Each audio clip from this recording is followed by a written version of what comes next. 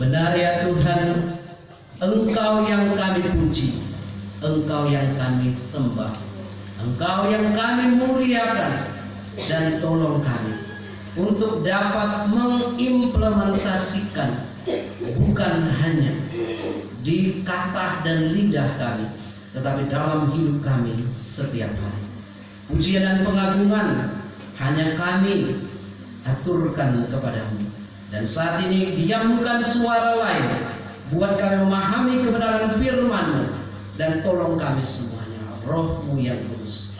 Demi dan melalui Tuhan kami Yesus Kristus, kami sambut firman-Mu pada siang hari ini. Haleluya, amin. Silakan duduk Bapak Ibu Saudara yang kekasih dalam Tuhan.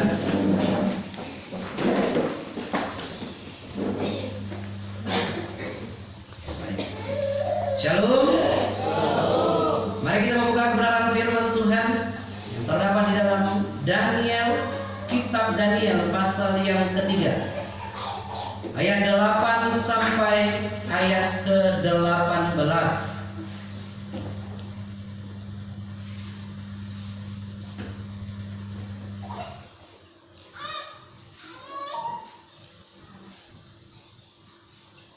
Daniel pasal yang ketiga, ayat 8 sampai 18.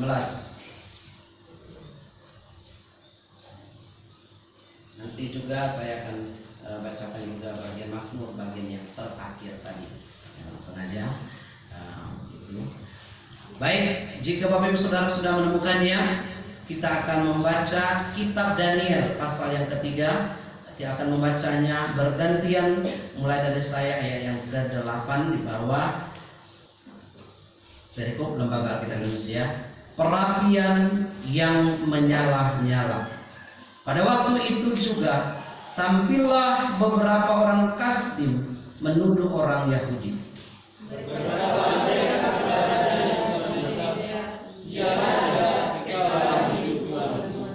Tuanku Raja telah mengeluarkan titah bahwa setiap orang yang mendengar bunyi sangkakala, seruling kecapi, rebab, gambus serdam, dan berbagai-bagai jenis bunyi-bunyian harus sujud menyembah patung emas itu.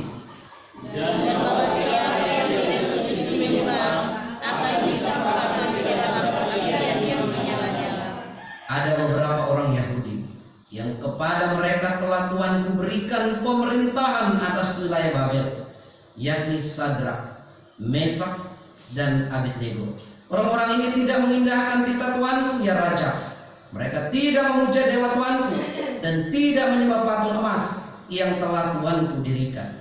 Sedemikian itu Nebukadnezar memerintahkan dalam perjalanannya dan geramnya untuk membawa Sadrak, Mesak, dan Abednego menghadap setelah orang-orang ini dibawa menghadap raja.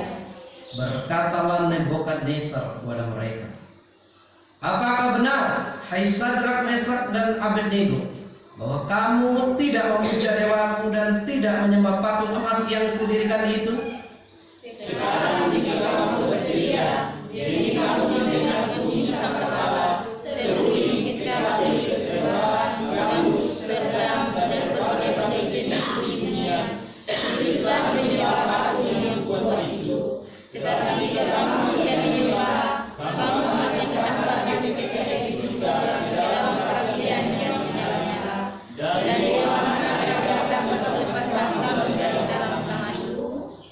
Lalu Sadrak, Mesak, dan Abednego menjawab Raja Nebukadnezar, tidak ada gunanya kami memberi jawab kepada Tuanku dalam hal ini.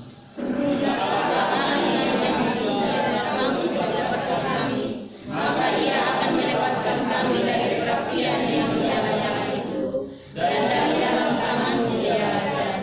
Sama. Tetapi seandainya tidak, hendaklah Tuanku mengetahui, ya Raja, bahwa kami tidak akan memuja dewa Tuanku, dan tidak akan menyembah patung emas yang Tuanku dirikan itu. Mazmur 46 ayat yang ke-12. Tuhan semesta alam menyertai engkau. Kota benteng kita ialah Allah Yakub. Bapak Ibu Saudara yang kekasih dalam Tuhan, implementasi iman yang sejati. Kita minggu ini memang dalam masa Epifania belajar tentang iman. Ya, kemarin sudah diuraikan iman keselamatan, iman dan pengharapan, iman dan hikmat. Hari ini implementasinya. Apa itu implementasi? Bahasanya itu agak kekota-kotaan. Kalau kita sederhanakan saja ya. Implementasi adalah tindakan-tindakan yang dilakukan oleh individu atau pejabat-pejabat oknum dalam pemerintah, kelompok-kelompok pemerintah dan swasta yang diarahkan pada terciptanya tujuan-tujuan yang telah digariskan dalam keputusan kebijakan itu. Atau implementasi adalah tindakan dan pelaksanaan dari sebuah rencana yang telah disusun secara matang dan tujuan itu hendak dicapai, maka diimplementasikan. Jadi diwujud nyatakan, dinyatakan. Nah, berbicara mengenai iman tentu kita sudah belajar. Jadi bagaimana mewujud nyatakan iman? Iman dasar dan segala sesuatu, iman percaya hanya kepada Yesus Kristus, iman bahwa Dia sanggup menolong kita dalam segala hal. Wujud nyatanya mana? Konkretnya mana? Nah, inilah kita akan belajar. Bapak Ibu Saudara yang terkasih, hidup di dunia tidak semulus hidup di sorga. Katanya, wah, luar biasa itu. Memang di sorga itu hidupnya mulus, enak. Siapa mau ke sorga? Sudah siap ke sorga? Sudah, puji Tuhan. Tapi jangan lupa. Iya, kita akan belajar di dunia ini. Yang saya mau berkata, penuh dengan penderitaan. Maka pujian tadi tidaklah saya bisikin nenek dan opa terkasih atau bayi memujikan pujian itu, tapi rohnya sama, mengiringi Yesus sampai akhir hidup. Penderitaan ada, sakit ada, pergumulan ada, tetapi mau iring Yesus sampai akhir hidup. Wow. Biarlah ini diimplementasikan atau diwujud nyatakan. Nah, kita akan belajar tentang 3 tokoh yang mewujud nyatakan iman itu bagaimana, memperlihatkan iman itu yang bagaimana. Kita melihat di sini dikatakan hidup penuh dengan resiko. Dan ketika pilihan kita pilih, kita juga diberikan resiko atas pilihan itu. Saya mau iring Yesus. Terus bahasanya sebenarnya apa? Meskipun saya susah, tapi kadang-kadang kita tidak mau susah, mau senang, bahkan mau senang sendiri, ya. Tetapi ya, kita mau belajar risiko yang diambil ketika mengiring Tuhan. Sadrak, Mesak, dan Abednego. Dikatakan pada waktu itu juga tampillah beberapa orang Kasdim menuduh. Nah, orang-orang Kasdim ini adalah orang-orang yang ada di Babel juga, yang merupakan mereka sama-sama bawaan dari negeri lain.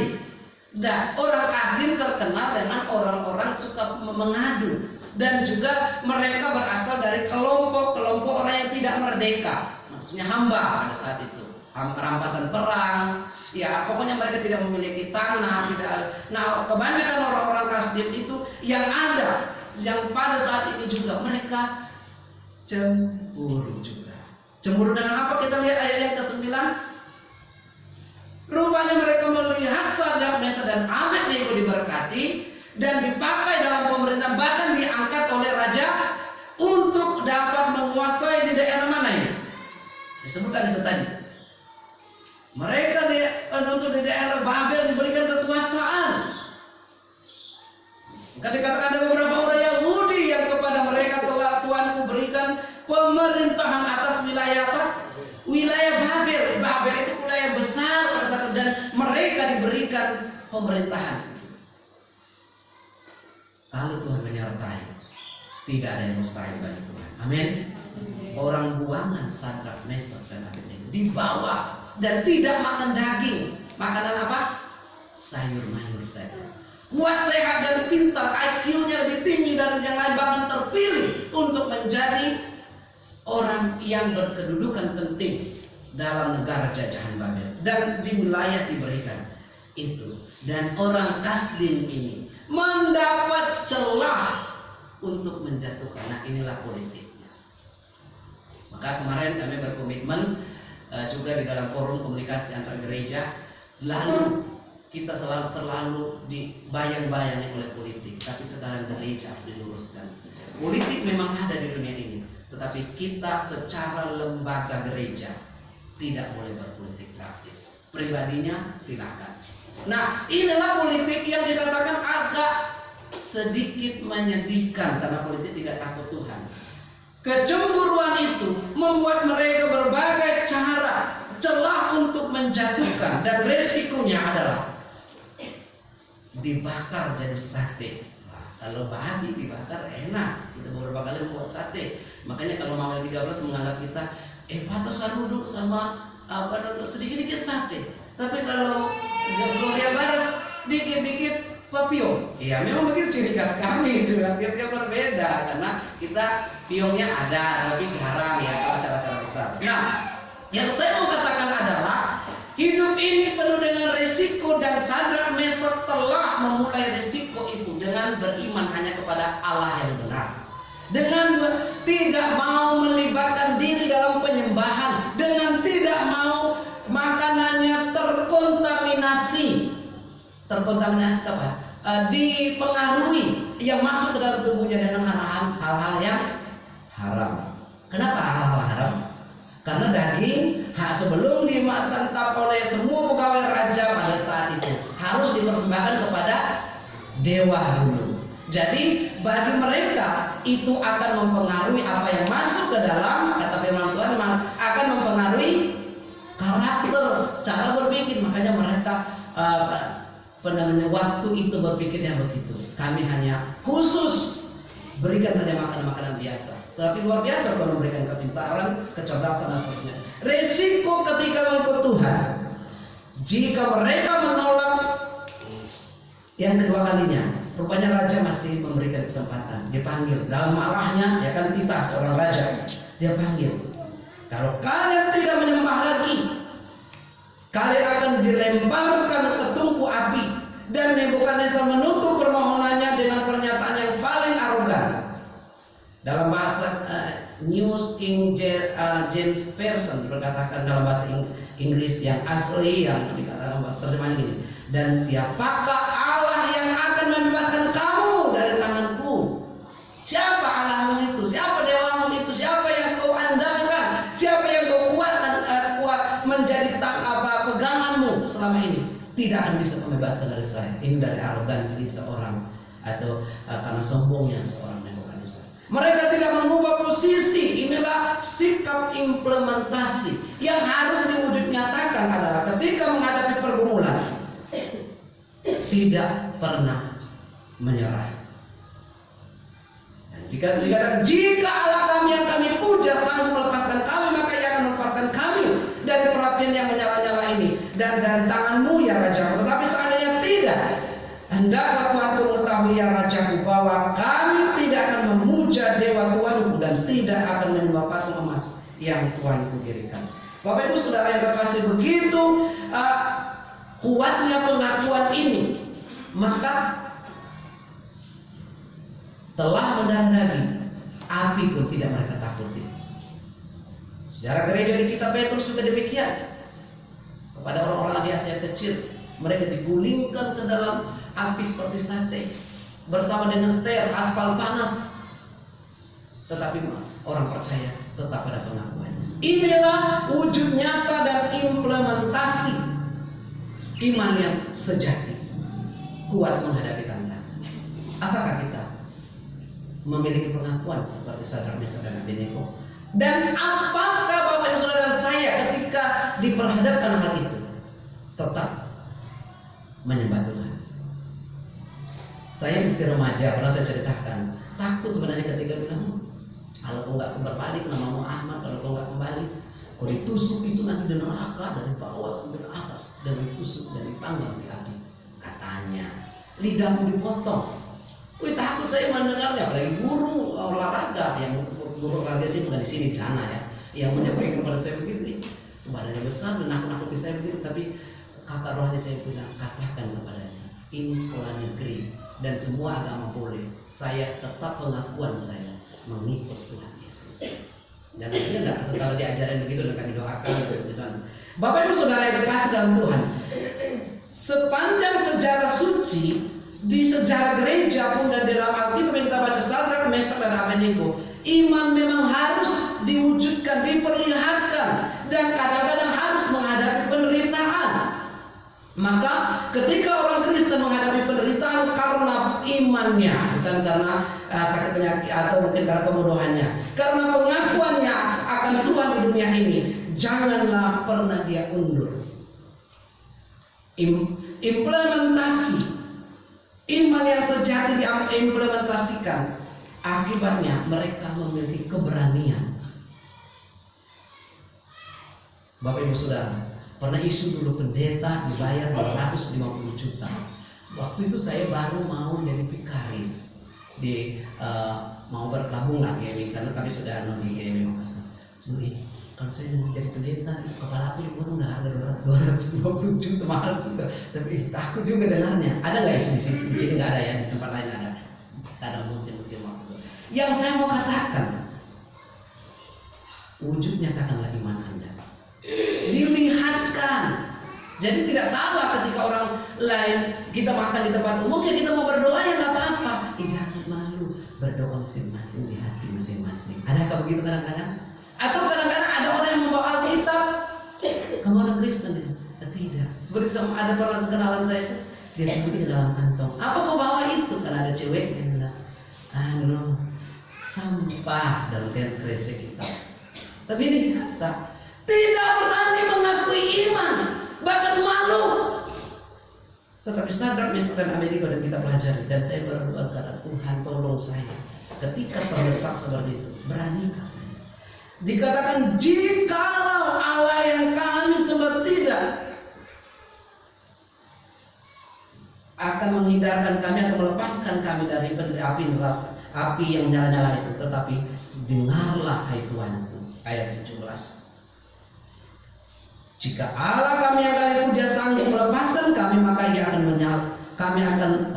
menyala-nyala itu dan dari dalam tangan ya Raja. Tetapi seandainya tidak, 18, hendaklah Tuhanku mengetahuinya, ya Raja, bahwa kami tidak akan memuja dewa Tuanku dan tidak akan menyembah patung emas yang Tuanku dirikan itu. Inilah wujud nyata dari pengakuan itu. Jadi sekarang implementasinya bagi hidup kita. Sadrak, Mesak, dan Abednego dihukum nggak ketika pengakuannya? Ya. Di mana? Dalam api yang menyala-nyala. Mazmur pasal 48 ayat 12 kita tidak baca tadi. Penyertaan Allah luar biasa. Allah hadir di dalam tungku perapian itu. Jadi dari 3 orang menjadi 4 orang, mereka berbincang-bincang keliling sana sini memuji Tuhan di dalam api yang menyala-nyala. Tentu ada kata ketirnya pada saat itu, siapa bilang dia manusia biasa, tetapi tetap pengakuannya dan tetap konsisten dengan pengakuan itu.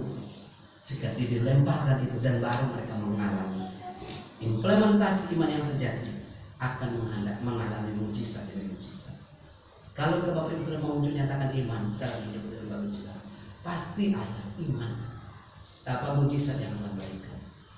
Allah akan menyatakan kasih-Nya, dan inilah yang kita ingin peringati pada hari ini dalam perjamuan kudus ini nanti. Ketika engkau mengikuti perjamuan kudus, dikatakan biarlah engkau memberitakan kepada dunia ini, Yesus adalah Tuhan saya. Jangan hanya di gereja. Siapa Tuhan? Siapa Allahmu? Kayaknya Nabi deh. Dia kan salah satu nabi. Dia kan salah satu murid yang bisa digantikan. Bukan dia. Pengakuan kita jelas. Dia adalah Yesus Tuhan dan Raja kita.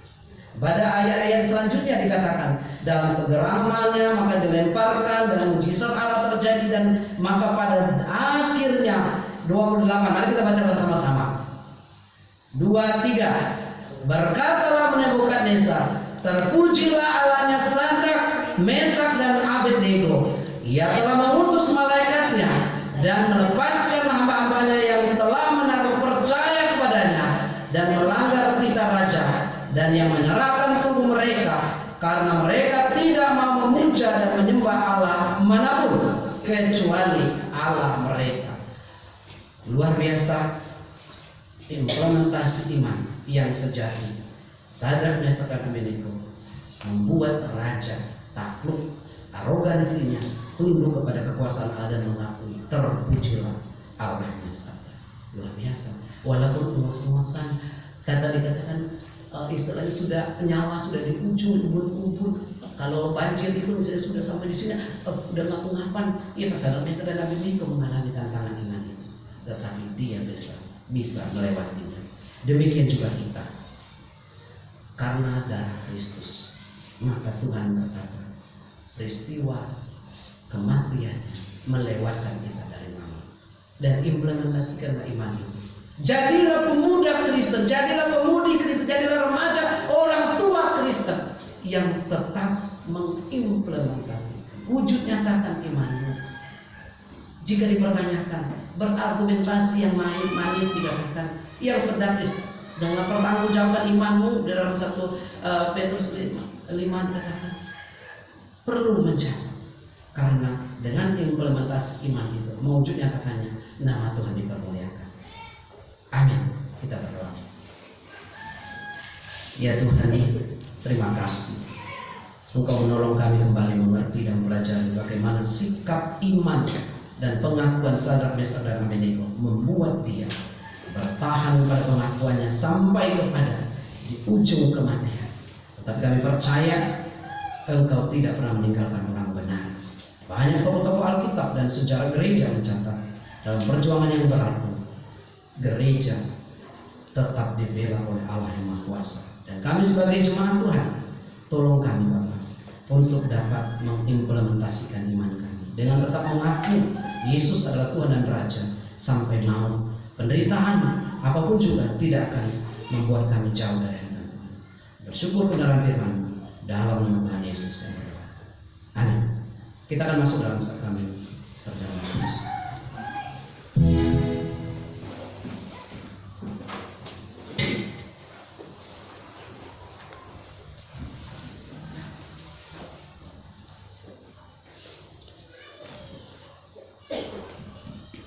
Saya mengundang para pelayan meja maju ke depan dan kita akan diiringi pujian pada satu menit.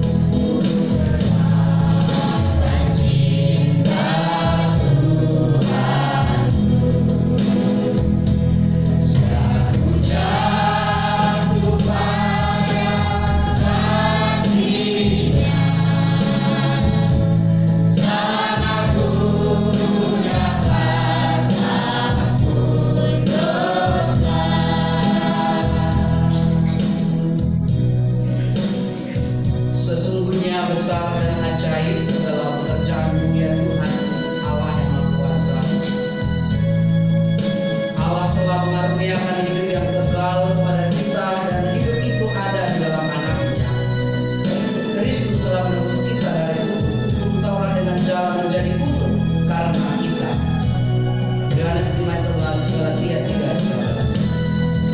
Saudara-saudara yang terkasih dalam Tuhan Yesus Kristus, marilah kita mendengar berita penetapan perjamuan kudus sebagaimana tertulis dalam 1 Korintus 11 ayat 23-26.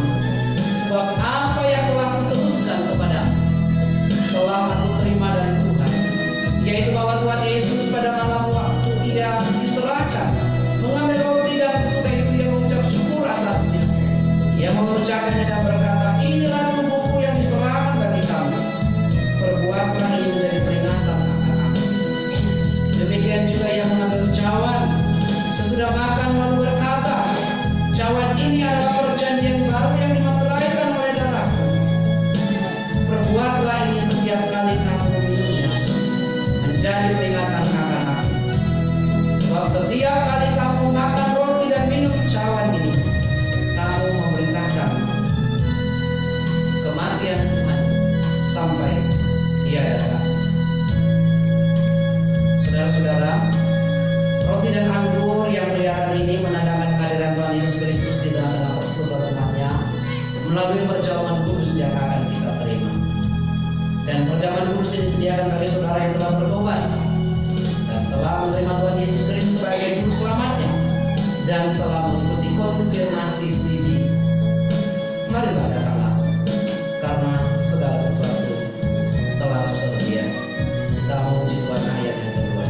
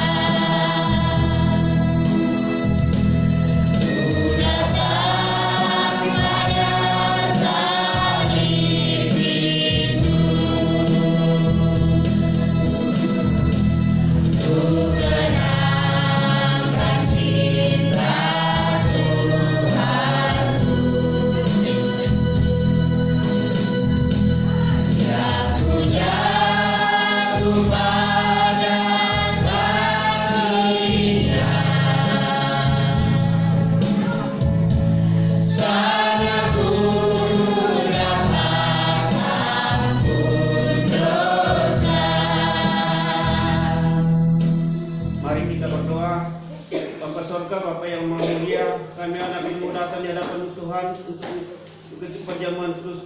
Oleh sebab itu Tuhan berkati kami Tuhan, kami akan memasuki perjamuan kudus ini dengan sukacita dalam pertolongan-Mu Tuhan Yesus. Terima kasih Tuhan, kami pertaruhkan perjamuan kudus ini ke dalam tangan kasih-Mu. Dalam nama Yesus, haleluya, amin. Bapak Ibu Saudara yang kasih, roti yang kita pecah-pecahkan ini mengingatkan kita akan tubuh Tuhan kita Yesus Kristus yang diserahkan bagi kita untuk menebus kita.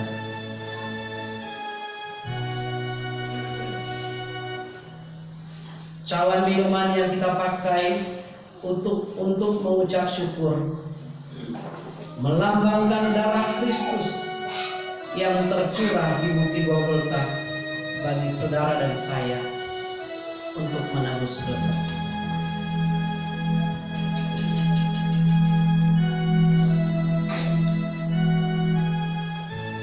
Ambillah dan bagikanlah di antara mereka.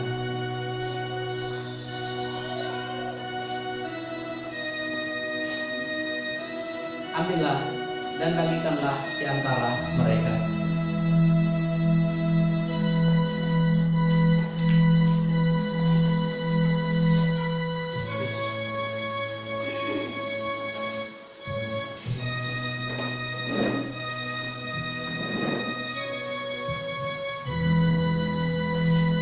Baik Bapak Saudara yang dikasih dalam Tuhan Yesus Kristus, saya akan membacakan bacaan firman Tuhan Yesaya pasal 53 ayat 2 hingga yang kelima.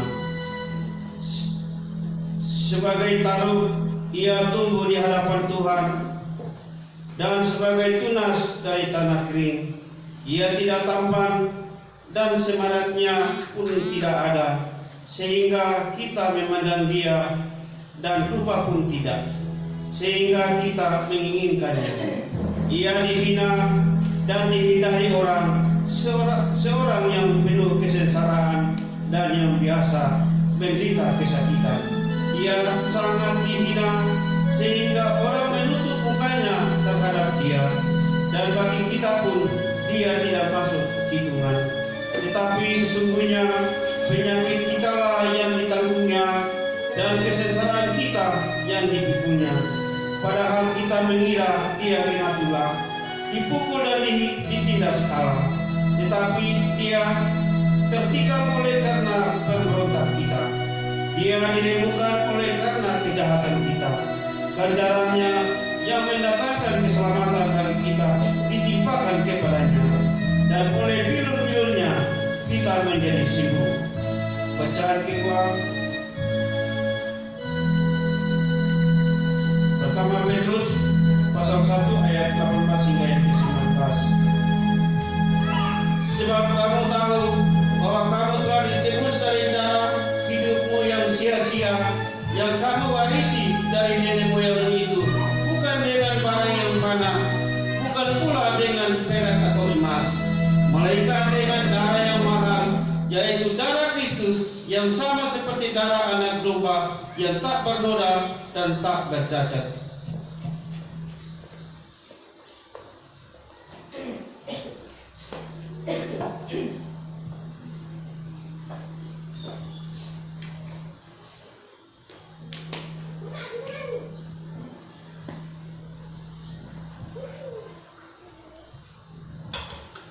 Apakah semua sudah mendapatkannya?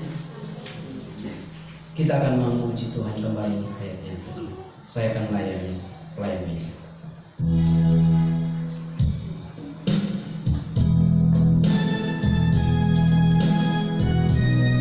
Oh kayu yang kasar dihina dunia,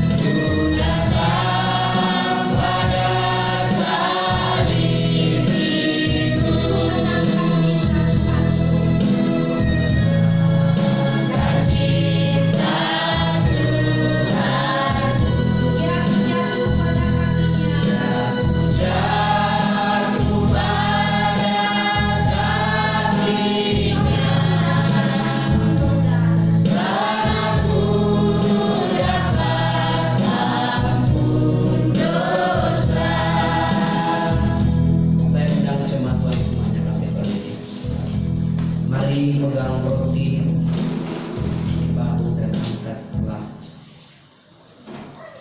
Tuhan Yesus berkata, inilah tubuhku yang diserahkan bagi kamu.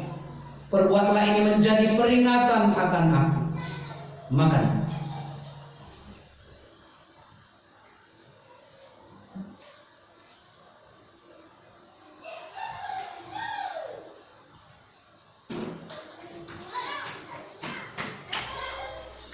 Selanjutnya masing-masing memegang cawan anggur di tangan kanannya. Tuhan Yesus Kristus berkata, cawan ini adalah perjanjian baru yang dimateraikan oleh darahku. Perbuatlah ini setiap kali kamu meminumnya menjadi peringatan akan aku. Minumlah.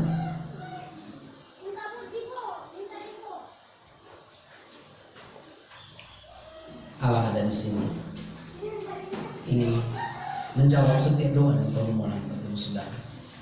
Yakinilah Allah mengerti dalam segala persoalan hidup kita.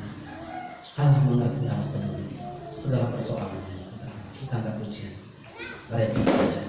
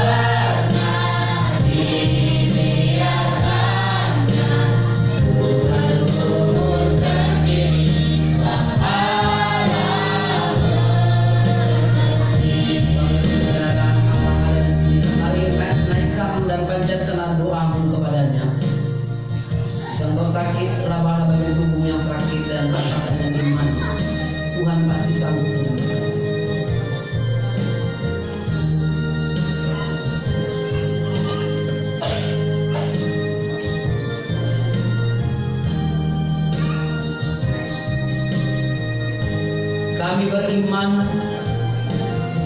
kami yakin, dan kami pegang janji-janji-Mu. Bilur-bilur-Mu sanggup menyembuhkan sakit kami. Baru dalam nama Tuhan Yesus bagi kematian yang sakit.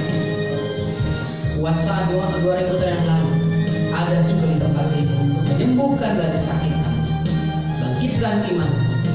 Bagi kami yang saat ini bergumul dengan persoalan hidup, dalam nama Yesus jemaat untuk hadir bersama dengan mereka, mendampingi untuk menyelesaikan setiap persoalan hidup bersama dengan Tuhan mereka berkemenangan. Dalam nama Tuhan Yesus, bagi saudara-saudara hamba yang mencari pekerjaan, yang mencari jodoh, yang sedang bergumul dalam studinya, dalam nama Yesus, dampingi dan tolong mereka semuanya Tuhan. Bahkan hamba berdoa untuk setiap jemaat yang tidak sempat hadir, satu dan lain hal, biar Engkau pulihkan, sembuhkan, jawab, dengar doa mereka. Kami percaya kepada-Mu. Terima kasih Tuhan Yesus. Kami yakin dalam nama Tuhan Yesus, dengan iman bahwa Engkau akan menjawab doa kami tepat pada waktunya, sesuai dengan kehendak-Mu. Haleluya. Amin. Jemaat silakan duduk kembali. Kita akan ujian ini